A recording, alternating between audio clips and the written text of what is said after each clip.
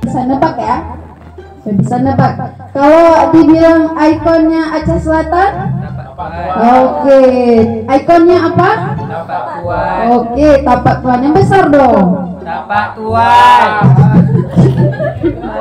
Ya. Kemudian ketika beliau sudah menemukan, beliau minta lagi nih kepada sepasang naga. Ternyata sepasang naga itu gak mau kasih anak tersebut, ya. Akhirnya mereka berantem, terjadi pertengkaran yang luar biasa, dan ternyata pertengkaran mereka itu membuat kericuhan dan membuat Tuan Tapak terganggu. Akhirnya raja tersebut kembali kepada orang tuanya, dan alhasil niatnya itu berhasil, diserahkan kepada raja, sampai akhirnya raja tersebut tidak kembali lagi kepada negerinya, negeri asalnya. Makanya di situ awal mula cikal bakal tapak Tuan. Oke, sekarang boleh buka matanya.